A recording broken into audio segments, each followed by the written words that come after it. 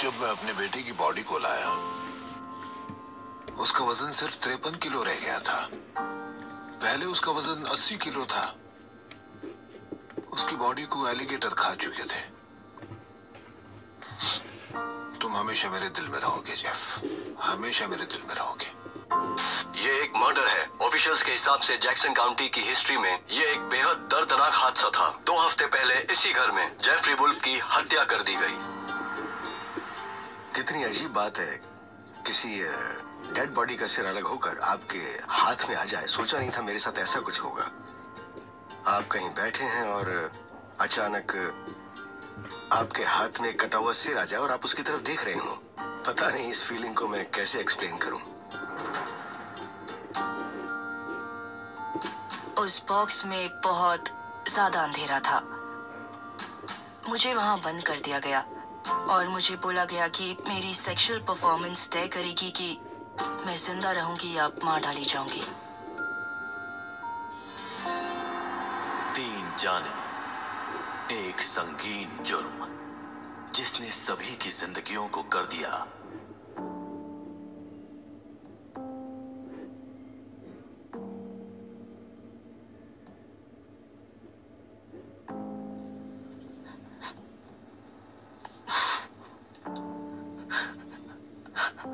आसान नहीं है। मैंने उस दिन से उसे देखा भी नहीं है। मेरे पास कोई फोटो भी नहीं है।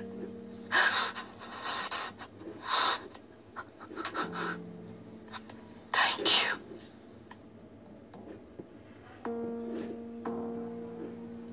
Shattered। 13 अगस्त 1996। 3 लोगों की जिंदगियां एक झटके में हमेशा के लिए बदल गईं।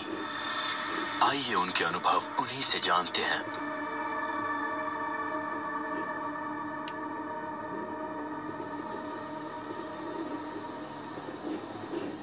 लोग कहते हैं कि मुझे इस बारे में बात नहीं करनी चाहिए, लेकिन मेरा बड़ा भाई कहता है कि मैं इस बारे में बात करूं ताकि दिल का बोझ कुछ कम हो सके। बैस्कियर वुल्फ, जेफरी वुल्फ के पिता। मेरा वॉलेट खोलते ही आपको पहली तस्वीर दिखेगी। ये जेफरी है, मेरा बेटा। मैं जब भी वॉलेट खोलता हूं उसे देखना अच्छा लगता है। वो अच्छा लड़का था। डॉग्स उसे बहुत पसंद थे। फुटबॉल खेलना, मोटरसाइकिल चलाना। वो जिंदा दिल था, एक खुश मिजाज लड़का। उसके बहुत सारे दोस्त थे। आखिरी बार जब मैं उससे मिला, मैं घर में ही था। वो आए और उसने मुझे बताया कि मेरी गर्लफ्रेंड है ब्रूक। वाकई वो खूबसूरत लड़की थी। मैंने उससे कहा, मुझे तुमसे मिलकर अच्छा लगा। मेरे बेटे ने मुझे बताया कि अगले दिन वो लोग वेकेशन के लिए जा रहे हैं, शहर से बाहर, मिसिसिपी।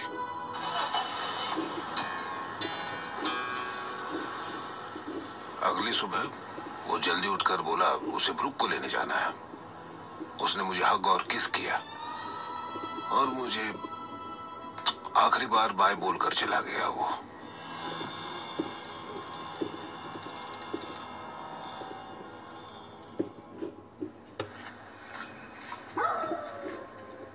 शाम 7:30 बजे की बात है। पुलिस की 2 गाड़ियां आकर रुकी। वो अंदर आए, मुझे एक कागज का टुकड़ा दिया और मुझे उस नंबर पर कॉल करने के लिए कहा। मैंने उस नंबर पर कॉल किया। वो मोटिशियंस ऑफिस का नंबर था। फिर उन्होंने मुझे बताया कि वहां पर बस थोड़ी देर पहले एक एक्सीडेंट हुआ है। उन्हें मेरे बेटे का वॉलेट मिला है।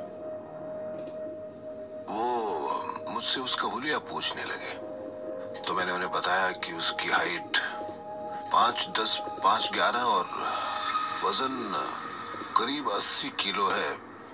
आंखों का रंग भूरा है, उसके सीने पर टैटू बना हुआ है और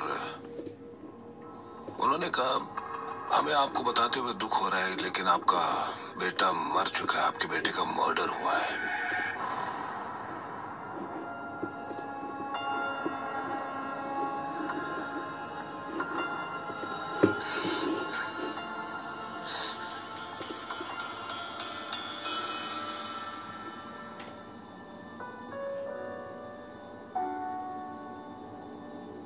जब मैं जेफ से मिली तो मैं उसके बारे में कुछ भी नहीं जानती थी, कुछ भी नहीं। बस हम मिले और हाय हेलो हुआ। ब्रूक वेबर इस वारदात की शिकार। वो एक कमाल का इंसान था, सच में बहुत प्यारा, बहुत क्यूट।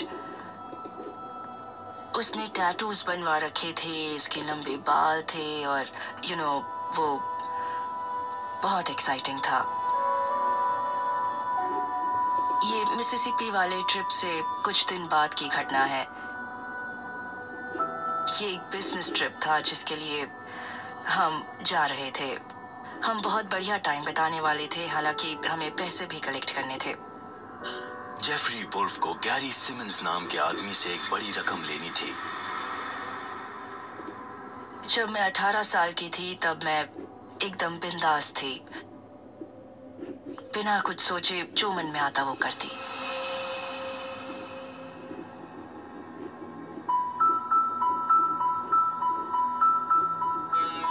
जब हम वहां पहुंचे तो मुझे वहां कुछ गड़बड़ लग रही थी।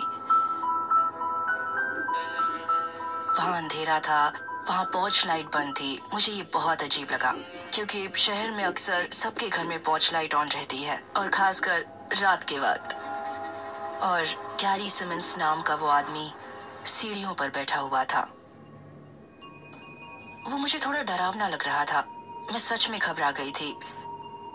लेकिन जेफ ने मुझसे कहा कि वो सब उसके दोस्त हैं, तो फिर मैंने कुछ पूछा नहीं। काश उस दिन मैंने उससे पूछ लिया होता।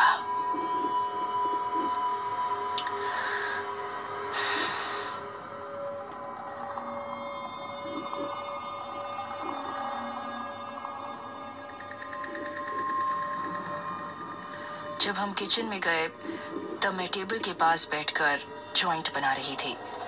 वो दोस्तों की तरह ही बातें कर रहे थे।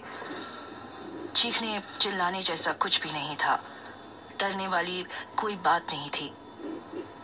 मैंने सोचा कि उनके बीच कोई डिस्कशन चल रहा है, जो भी है, और उसके बाद कुछ हुआ। तब मुझे गन शॉट्स की आवाज आई।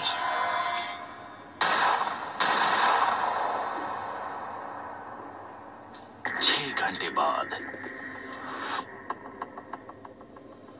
उस वक्त मैं काम के लिए निकलने ही वाला था। मैं उठते ही अपना पुलिस रेडियो जरूर सुनता हूँ, तो रेडियो पर मैंने एक बातचीत सुनी। ली मेरिल इस वारदात की जांच कर रहे थे। एक लड़की कह रही थी कि उसके बॉयफ्रेंड को गोली मार दी गई है। मैं फौरन वहां के लिए रवाना हो गया। वहां पहुंचकर मैंने देखा कि एक लड़की जिसे दौरा पड़ा हुआ था, वो उस वक्त कुछ कह रही थी, लेकिन क्या कह रही थी वो समझना थोड़ा मुश्किल था। उसने मेरे साथ बुरा किया। मैं उसे शांत करने की कोशिश कर रहा था ताकि ये पता चले कि आखिर हुआ क्या है। वो बार बार एक ही बात कह रही थी कि उन्होंने मार डाला, उन्होंने मार डाला।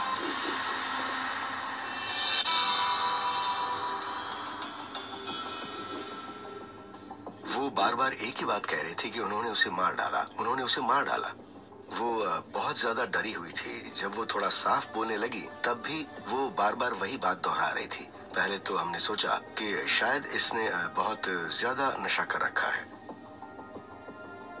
तो इसकी बात सही भी है या नहीं, क्योंकि इस एरिया में बहुत ज्यादा ड्रग एडिक्शन होता है। ये एरिया हाई ड्रग और हाई क्राइम के लिए जाना जाता है। मैं इसके पहले भी ऐसा ही एक केस सुन चुका था, लेकिन पुलिस वाला होने के नाते हर चीज पर सवाल उठाना जायज है। ब्रूक, तुम अभी पुलिस स्टेशन में हो। उसे नॉर्मल होने में लगभग 4 घंटे का वक्त लगा। उसके बाद ही वो हमें ये बता पाई कि उसके साथ हुआ क्या था।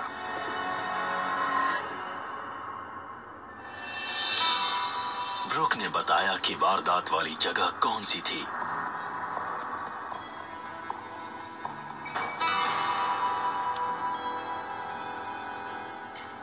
जब हम उसके घर पहुंचे तब वहां कोई नहीं था।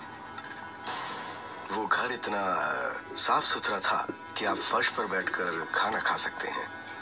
खून का कोई दाग नहीं था। फिर भी हम बॉडी को ढूंढ रहे थे। हम सही कर रहे थे या गलत ये पता नहीं था।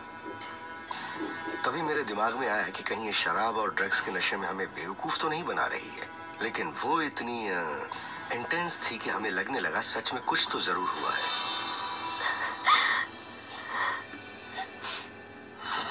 ब्रूक को वो घटना आज भी अच्छी तरह याद है।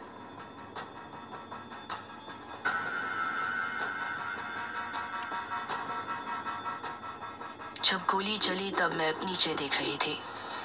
जब मैंने ऊपर देखा, जेफ गिर पड़ा।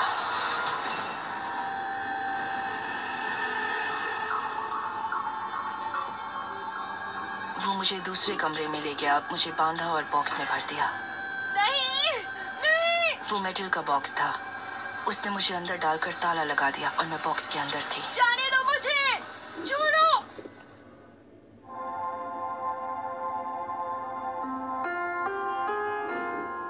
मेरे दिमाग में इवेंट्स की सीक्वेंसेस थोड़ी धुंधली सी है, क्योंकि मुझे पीटीएसडी है, इसलिए समझने की कोशिश कीजिएगा। 13 अगस्त 1996। ब्रूक को वो घटना आज भी याद है। भागने से पहले वो खुद बनी थी उस वारदात का शिकार।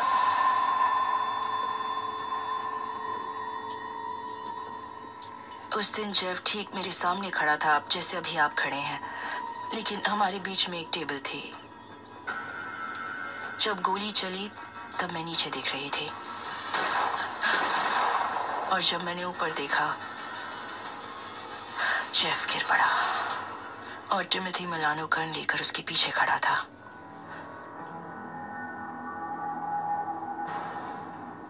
हमें पता ही नहीं चला कि टिमोथी मिलानो भी वहां पर था। हम तो सिर्फ गैरी से मिलने गए थे। टिमोथी मिलानो जेफ का दोस्त था और उसी ने जेफ और गैरी सिमंस को मिलवाया था। तब जेफ खून से लथपथ फर्श पर पड़ा हुआ था और चारों तरफ खून ही खून था। बहुत बुरा था। गैरी मेरी तरफ बढ़ा और उसने मुझे खींचा। उसने मुझे कसकर इस तरह से पकड़ लिया, मुझे ऊपर उठाया, और तब मुझे लगा कि ये तो मुझे मार ही डालेगा। नहीं, छोड़ो मुझे, जाने दो। नहीं, छोड़ो, जाने दो मुझे।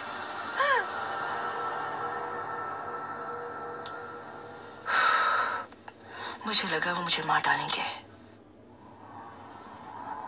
लेकिन गैरी सिमंस के दिमाग में एक और प्लान है।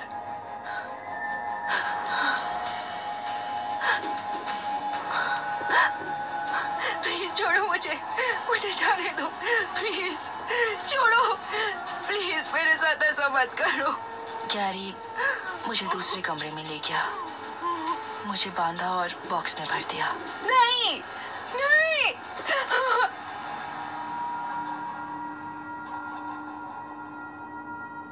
वो मेटल का बॉक्स था और वो दिखने में बिल्कुल आर्मी सरप्लस बॉक्सेस जैसा था। मैं उसके अंदर बंद थी। प्लीज मुझे जाने दो। बॉक्स में बहुत ज्यादा अंधेरा था। प्लीज मुझे जाने दो, प्लीज। मैंने उस बॉक्स के अंदर बहुत मिन्नतें की। मुझे लगा ही नहीं कि मैं घर लौट पाऊंगी।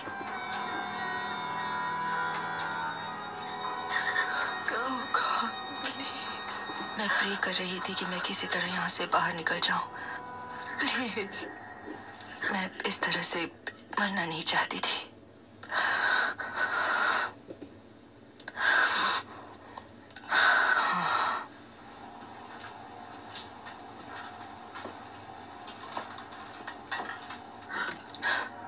नहीं। गैरी अंदर आया और फिर उसने मुझे बाहर निकाला। तुम तो अच्छी लड़की हो। और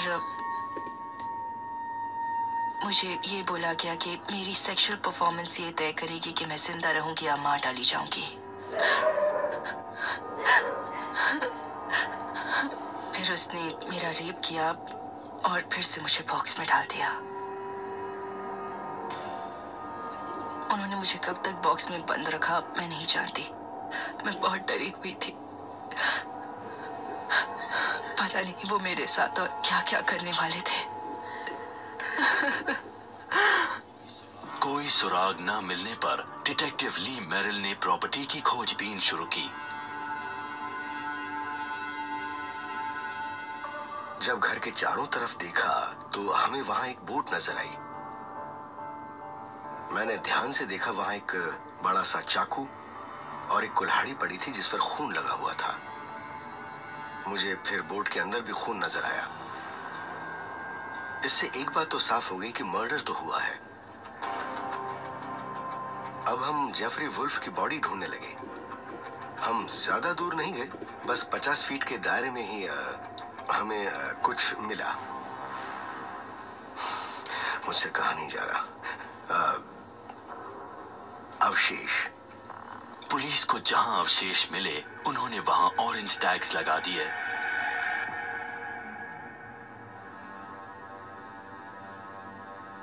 अवशेष जिन्हें बहुत छोटे टुकड़ों में काटा गया था। सबसे बड़ा टुकड़ा एक स्ट्रिप जैसा था। उसकी साइज करीब 3 इंच बाय 5 इंच की थी। वो देखने में मीट के पीसेस लग रहे थे।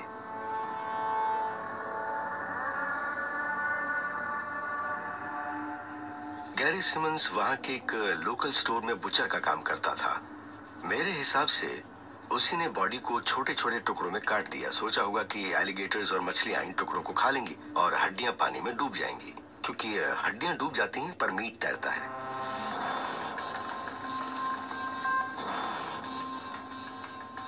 हमने बहुत सारे अवशेष इकट्ठा किए।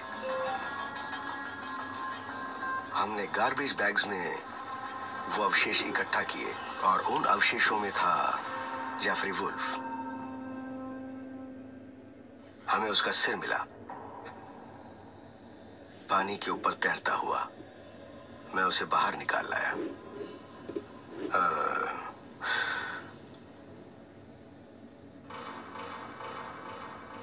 बहुत अजीब सी बात है कि किसी के सिर को बालों से पकड़कर उठाना, उसकी आंखों में देखना बिना धड़के, ये हम सोच भी नहीं सकते थे। पता नहीं इस फीलिंग को मैं कैसे एक्सप्लेन करूं। मैं बोल नहीं पाऊंगा।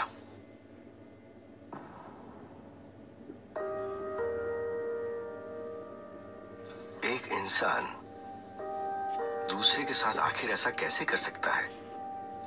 जब ये इंसिडेंट हुआ तब मैं इन्वेस्टिगेटर था, मैं जॉब कर रहा था। इस वजह से मुझे ज्यादा फर्क नहीं पड़ना चाहिए था, लेकिन इतने सालों के बाद आज भी जब वो सब कुछ याद आता है तो मैं सहम जाता हूँ कि आखिर कोई किसी के साथ इतना क्रूर कैसे हो सकता है, भले ही वो दुश्मन ही क्यों ना हो, क्योंकि ऐसा करने वाला मेंटली सिक ही होगा। डिटेक्टिव ली सिमंस और मिलानो की धरपकड़ में लगे थे। वहीं पैस्कियल मिसिसिपी जाने की तैयारी कर रहे थे। मैं अपने बेडरूम में सामान पैक कर रहा था, तब मेरा छोटा भाई आया। उसने मेरे कंधे पर हाथ रखा और बोला, आप जेफरी से मिल नहीं पाएंगे। मैंने कहा, मुझे अपने बेटे से मिलने से कोई नहीं रोक सकता, कोई नहीं।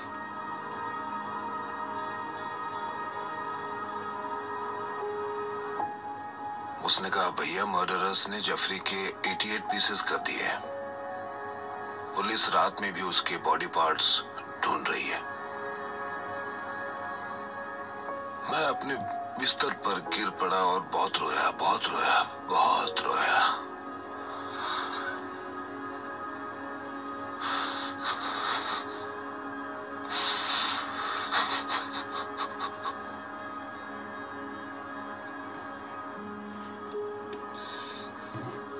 मेरे बेटे का वजन 80 किलो था, उन्हें केवल 53 किलो ही मिल सका।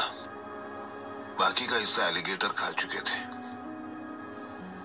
मेरे बेटे के साथ ऐसा क्यों हुआ नहीं जानता। वो सिर्फ 21 साल का ही तो था, प्यारा सा बच्चा। सच में सोचा नहीं था मैंने इस तरह से।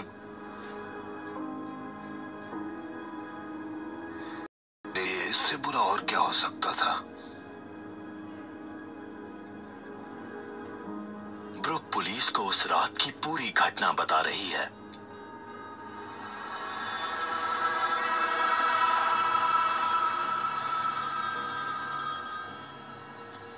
बॉक्स के अंदर मुझे नींद आ गई और आंख खुली तो फोन बज रहा था।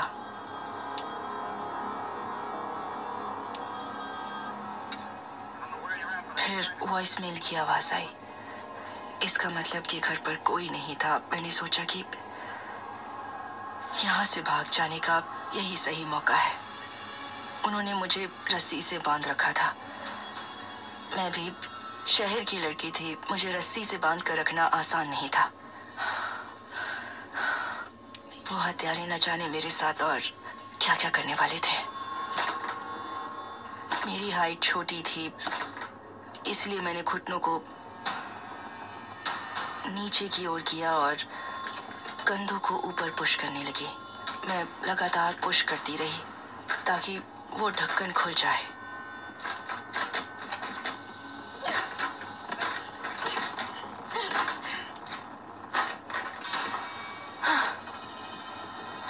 फाइनली मैं वहां से निकल पाई।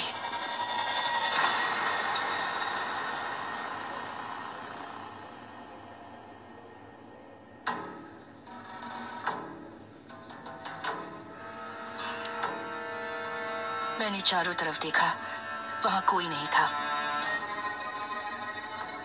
सब कुछ साफ सुथरा था, एकदम साफ। वहां कोई भी नहीं था, दूर दूर तक नहीं।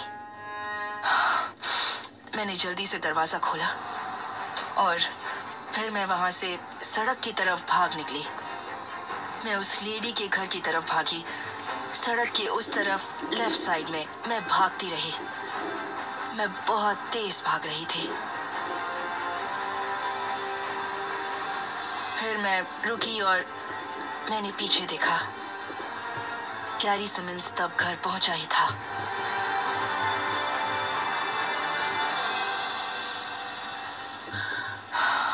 मैं बहुत डरी कि वो मुझे पकड़ लेगा, लेकिन वो मुझे नहीं देख पाया। मैं उसे देख सकती थी, वो नहीं देख सका। ब्रुक वेबर उस दरिंदे की चंगुल से छूट गई। वो कार से बाहर निकला और घर के अंदर चला गया। मैं कांप रही थी, डर के मारे, बहुत जोर से। मैं कांप रही थी। मुझे याद है कि मेरे दांत इस तरह खिटखिटा रहे थे। मुझे लगा कि मैं मरने वाली हूँ। कुछ ही देर बाद वो बाहर निकला। वो शायद ये जान गया था कि मैं छूट गई हूँ। वो कार में बैठा और वो चला गया।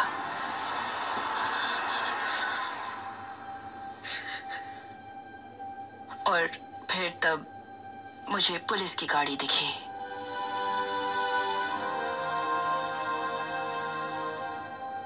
उन्होंने मुझे वहां ज्यादा देर नहीं रखा। वो मुझे पुलिस डिपार्टमेंट ले गए।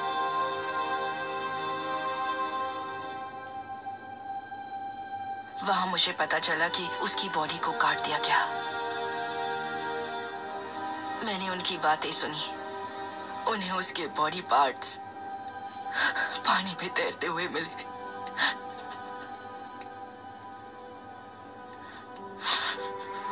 आपको ब्रेक लेना है?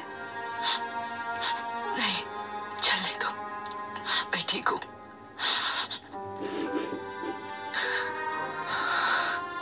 अब मैंने उसकी बॉडी को आइडेंटिफाई किया। उन्होंने मुझे कुछ फोटोग्राफ्स दिखाए। वो उसके पेरेंट्स को बुलाने की हिम्मत नहीं कर पा रहे थे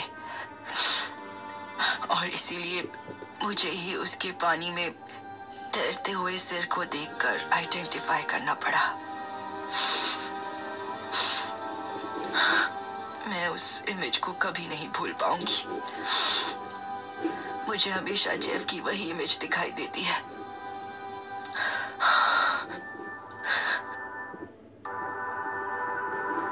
मेरे पास कुछ फोटोग्राफ्स हैं। कहाँ से मिली? पास्कल ने मुझे दी थी।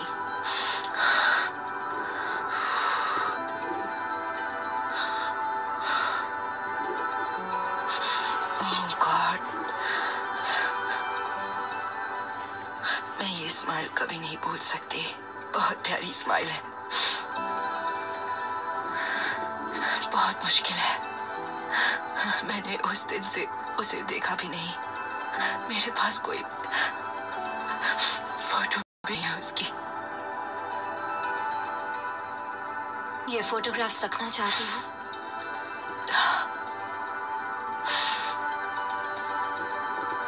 Thank you.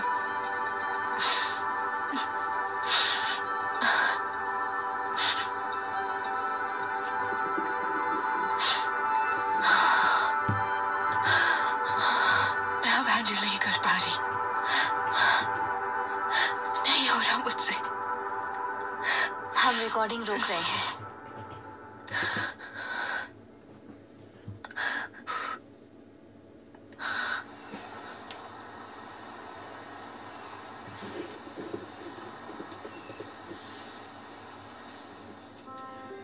गैरी सिमंस की खोज अब भी जारी है। डिटेक्टिव ली मेरिल ने उसे पकड़ने की ठान रखी है। उसका एक घिनौना रूप था, बहुत ही ज्यादा घिनौना।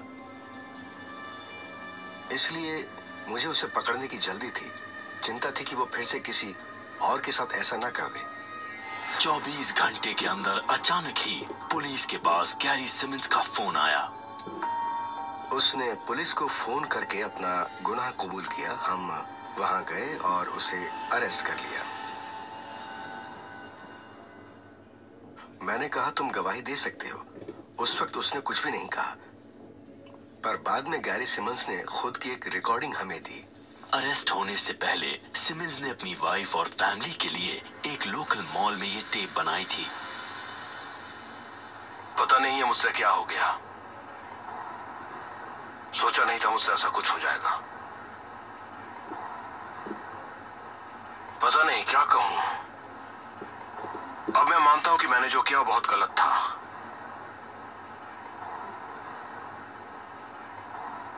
मैंने उससे एक बड़ी रकम ले ली थी। गैरी के अरेस्ट होने के बाद टिमिटी को भी उसके घर से अरेस्ट कर लिया गया।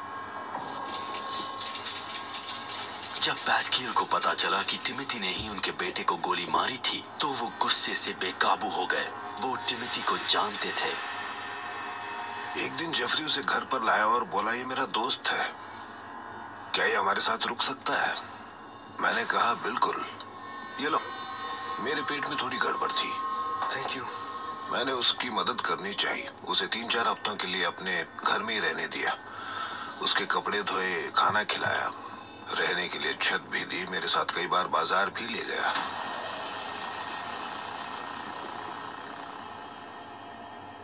और उसने मेरे साथ धोखा किया। मेरे बेटे की पीठ पर 7 गोलियां और 2 गोलियां सीने पर चलाई। हत्यारों के अरेस्ट होने के बाद पैस्कियल ने खुद को एक कमरे में बंद कर लिया।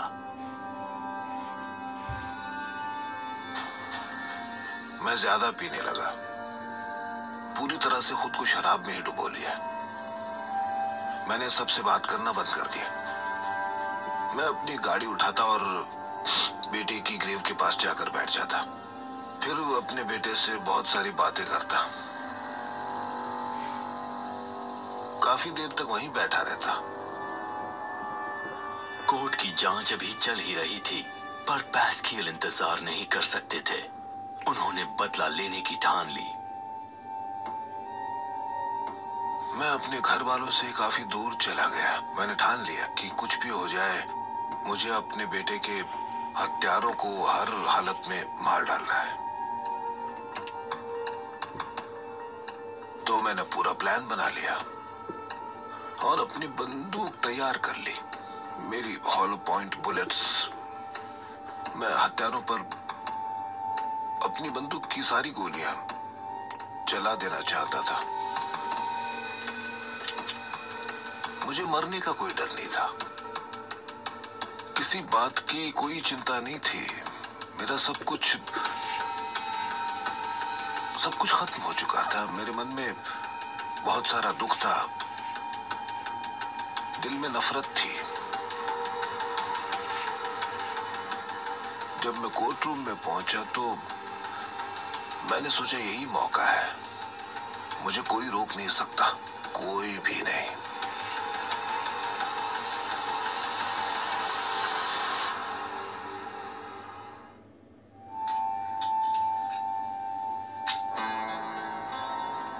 मेरे पास अब एक ही मकसद था, वहां पहुंचकर हर हाल में उन दोनों को मार डालना। मैं बदले की भावना से भर चुका था।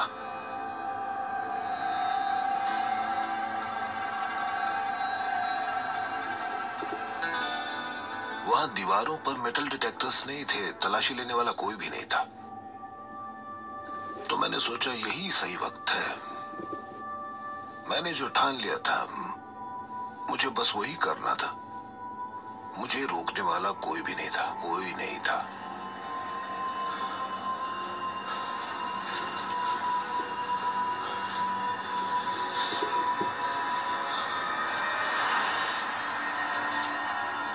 वो पहले एक लड़के को अंदर लाए और मुझे बताया, अभी आपके सामने एक लड़के को बैठाया जाएगा। मैंने पूछा दूसरा वाला कहाँ है? टिमी, जिसे मैं जानता हूँ। उन्होंने बताया उसे यहाँ नहीं लाया जाएगा, उससे अलग जगह पूछताछ होगी। मैंने सोचा एक को मारकर क्या फायदा जब दूसरा जिंदा बच जाए।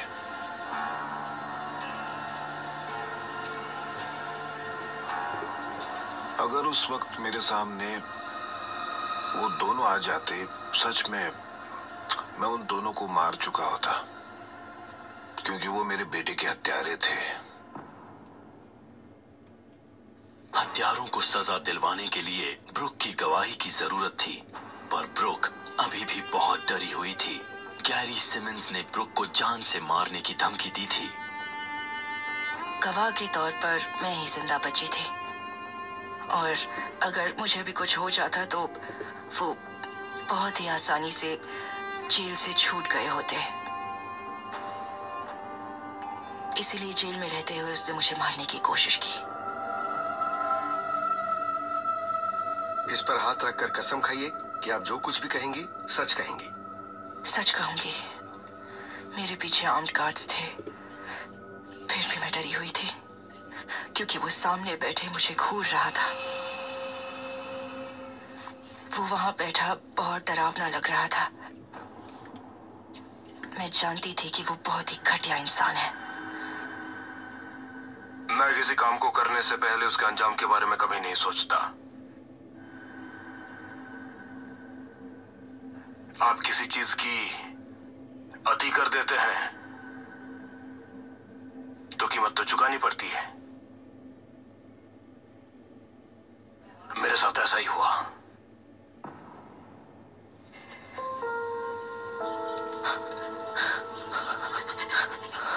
मैं बहुत डरी हुई थी।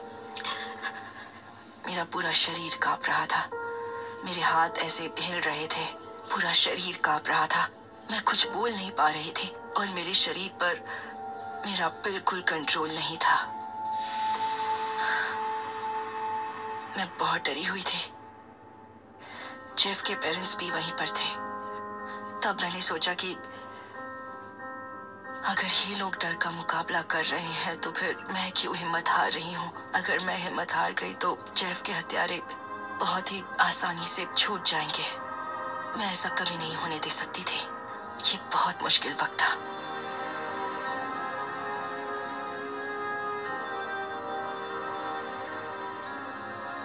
अंधेरा था, मैं सांस नहीं ले पा रही थी। मुझे नहीं पता मैं कैसे कर पाई, लेकिन मैंने कर दिया, क्योंकि जो मैंने किया सही था।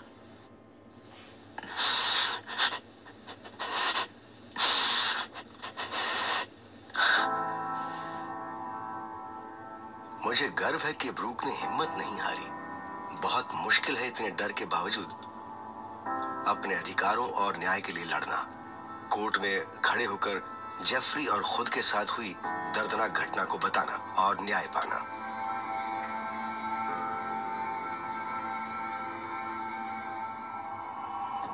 गवाही देने के बाद ब्रुक उन दरिंदों के डर से छुप गई। उसके बाद मैं डर के साए में जीती रही, हमेशा। मुझे डर लगता रहता था कि गैरी सिमंस मुझे ढूंढ ना ले और फिर से मुझे उस सब से न गुजरना पड़े। मैंने अपना नाम बदल दिया और अपने बाल काट दिए और बालों का रंग पूरी तरह से बदल दिया। पहले वो भूरे थे। जब आप डर के साए में जीते हैं, पिछली घटनाओं को याद करते रहते हैं, तो आपको खुशी नहीं मिल सकती।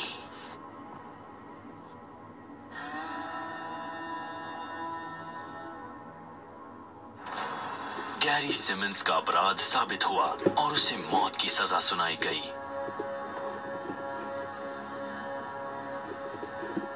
टिमोथी मिलानो को बिना बेल के आजीवन कारावास की सजा सुनाई गई। पर पैस्कियल इस फैसले से संतुष्ट नहीं है। देखो, अगर मैं न्याय करता गैरी तो तुम्हें तड़पता हुआ मरने के लिए छोड़ देता। तुम मौत की भीख मांगते और तुम्हें फिर भी मौत नहीं आती।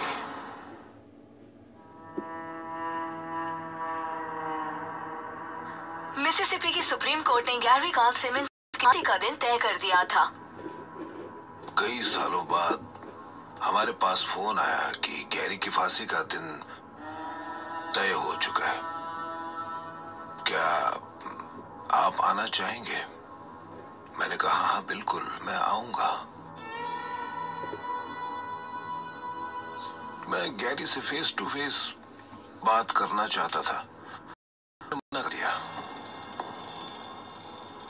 वो उसे लेकर आए। उसके हाथों में हथकड़ी लगी हुई थी। हम उसे देख रहे थे, वो हमें नहीं देख पा रहा था। दूसरी तरफ उसका परिवार बैठा था।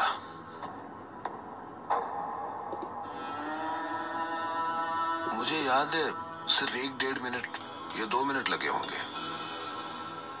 वो मर चुका था। मैंने अपनी वाइफ को हग किया, थोड़ा रोया भी। फिर मैंने कहा चलो अच्छा ही हुआ।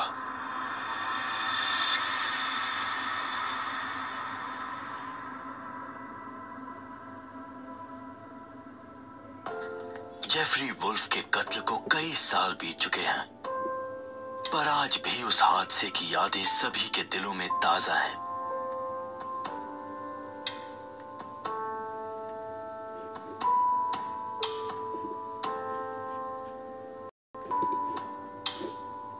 ये केस मेरी जिंदगी का बहुत खास केस रहा। हालांकि ये मेरा सेकंड मर्डर केस ही था, पर इस केस के बाद मेरे अंदर बहुत कॉन्फिडेंस आया। मैं अब चैन से सो सकता हूँ। जो काम मैंने हाथ में लिया उसे ईमानदारी से कर पाया। टिमोथी अब पूरी जिंदगी जेल में रहेगा और गैरी को फांसी दी गई। मैं इस केस को कभी भूल नहीं पाऊंगा, कभी भी नहीं। साल बीतते जाएंगे। मैं अभी यही सोचता हूँ कि कोई ऐसा कैसे कर सकता है। एक इंसान दूसरे के साथ इतना बुरा कैसे हो सकता है। इस केस के विक्टिम्स के लिए मेरा दिल भर आता है। जेफरी तो दुनिया से चला गया। ब्रूक विक्टिम थी, पास्किल विक्टिम था। बार बार उनका वो चेहरा मेरे सामने आता है। उम्मीद करता हूँ कि पास्किल अच्छे होंगे। मुझे पता है ब्रूक ड्रग्स लेने लगी थी, अब छोड़ना चाहती है। मैं दुआ करता हूँ कि उसे उसमें सफलता मिले और वो जल्दी अच्छी हो जाए।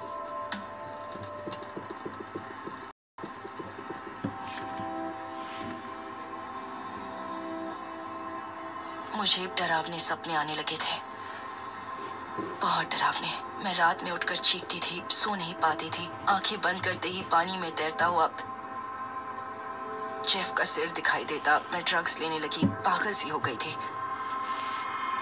मैं सब कुछ भूलकर नॉर्मल जिंदगी जीना चाहती थी।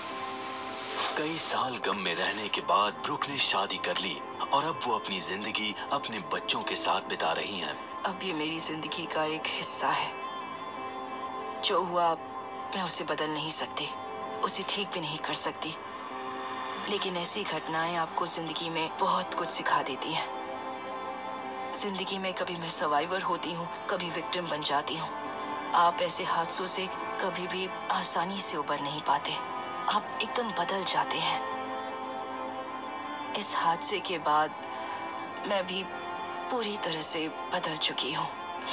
अब मैं फिर कभी पहले जैसी बिंदास लड़की नहीं बन पाऊंगी, कभी नहीं। मेरा इंसानों से भरोसा उठ गया है। मेरे अंदर गिल्ट है, सर्वाइवर्स गिल्ट। कभी कभी मैं सोचती हूँ कि काश उसकी जगह मैं होती, क्योंकि यहाँ कुछ अच्छा नहीं है। कभी कभी उसकी बहुत याद आती है। उस हादसे से मुझे अब भी तकलीफ होती है, पर मैं ठीक हो जाऊंगी। बस उम्मीद करती हूँ कि जेफ के पेरेंट्स ठीक हों।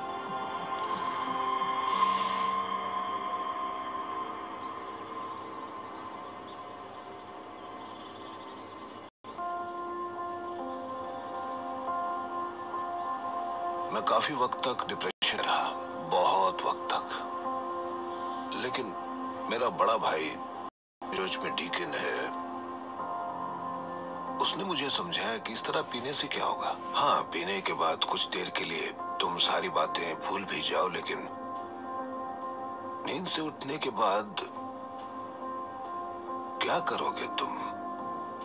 मैंने इस पर गौर किया और शराब पीना छोड़ हर सिचुएशन में मेरे साथ खड़ी रही और मैं उसकी बहुत इज्जत करता हूँ। मैं अपने बेटे को भूल बैठे बैठे रोने लगता हूँ। उसे बहुत मिस करता हूँ। कई बार तो गाड़ी चलाते वक्त मैं अपना सीधा हाथ दूसरी सीट की तरफ ले जाता हूँ और अपने बेटे को छूना चाहता हूँ। मुझे पता है अब ऐसा नहीं हो सकता है। वो यहाँ नहीं है, ऊपर है, भगवान के पास है। जब मैं उसकी ग्रेव पर जाता हूँ तब उससे बहुत बातें करता हूँ। जेफ, मेरे बच्चे, एक दिन भी ऐसा नहीं जाता जब तुम्हारे डैड तुम्हें मिस नहीं करते।